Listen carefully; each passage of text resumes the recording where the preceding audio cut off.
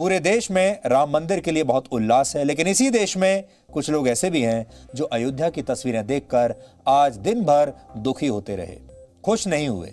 ये लोग भारत की धर्मनिरपेक्षता की दुहाई दे रहे हैं और इसी के लिए आंसू बहा रहे हैं। ये वो लोग हैं जो 70 साल तक भारत को नकली धर्मनिरपेक्षता सिखाते रहे, जबकि ये लोग जानते हैं कि देश के करोड़ों लोगों ने राम मंदिर का अपना अधिकार एक लंबे आंदोलन और लंबी कानूनी लड़ाई के बाद जीता है, सुप्रीम कोर्ट के फैसले के बाद जीता है। इसके बावजूद ये लोग ना तो सुप्रीम कोर्ट को मान रहे हैं और ना ही इस देश के संविधान को मानने के लिए तैयार हैं। इन लोगों को लग रहा है कि अब भारत एक हिंदू राष्ट्र बन जाएगा और भारत की धर्मनिरपेक्षता खतरे में पड़ जाएगी। लेकिन सच ये है कि राम मंदिर के निर्माण के साथ ही आज भारत सही मायनों में पहली बार धर्मनिरपेक्ष हुआ है और आज ये तय हो गया है कि इस देश में अगर चर्च बन सकता है, गुरुद्वारा बन सकता है, मस्जिद बन सकती है, तो मंदिर भी बन सकता है। आज यही लोग बाबरी मस्जिद जिंदा है जैसे ट्विटर ट्रेंड करवा रहे थे। इसमें खुद को धर्मनिरपेक्ष बताने वाले बुद्धिजीवी थे, पत्रकार थे, नेता भी थे, जो मुस्लिम कट्टरपंथियों को बढ़ावा दे रहे थे कि और उनसे हमदर्दी जता रहे हैं। ओवैसी जैसे नेताओं ने कहा है कि आज राम मंदिर की नहीं बल्कि हिंदू राष्ट्र की बुनियाद रखी गई है और वो ये कह रहे हैं कि बाबरी मस्जिद थी और हमेशा रहेगी। All India Muslim personal law board ने भी यही बात दोहराई कि बाबरी मस्जिद थी और हमेशा रहेगी।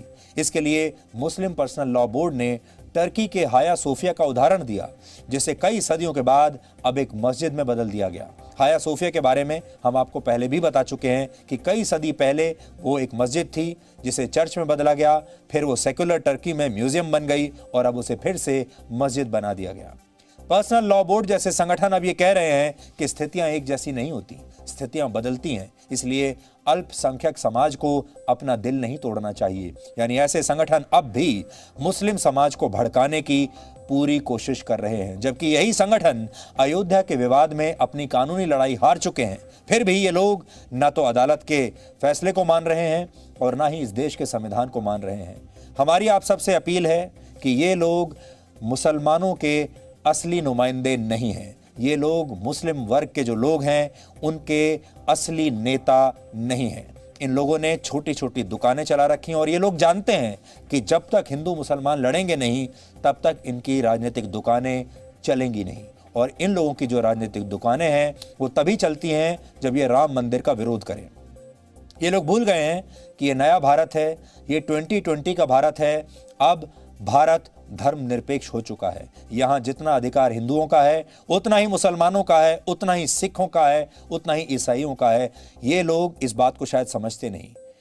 जो लोग भगवान राम का नाम लेने पर धर्मनिरपेक्षता की दुहाई देते हैं, उन लोगों को आज हम एक और तस्वीर दिखाना चाहते हैं। ये हमारे संविधान की मूल प्रति की तस्वीर है जो शायद आपने देखी नहीं होगी, जिसमें मौलिक अधिकारों को बताने वाले हिस्से में भगवान राम का चित्र बनाया गया। ये हमारे संविधान की मूल प्रति की तस्वीर है। संविधान की इस मूल प्रति में लंका विजय के बाद माता सीता और लक्ष्मण को साथ लेकर अयोध्या लौटते भगवान श्री राम का चित्रण किया गया है। यानी संविधान की मूल भावना भी भगवान श्री राम से जुड़ी हुई है और देश में कुछ लोग चाहते हैं कि हमारा देश भगवान श्री राम की बात ही ना करे, उनका मंदिर ना बनवाए और सिर्फ धर्मनिरपेक्षता के नाम पर यह नाटक करता रहे।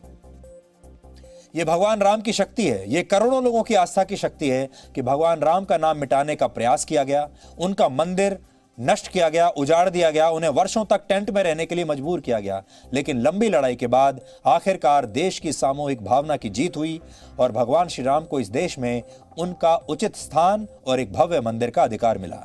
लेकिन इसके लिए किसी पर अत्याचार नहीं किए गए, किसी से कोई जोर जबरदस्ती नहीं की गई। मर्यादाओं में रहकर सामाजिक, राजनीतिक और कानूनी लड़ाई लड़ी गई और आज भी जब राम मंदिर बन रहा है तो इन्हीं मर्यादाओं की बात हो रही है और इसे देश की राष्ट्रीय एकता का प्रतीक बनाने की बात हो रही है।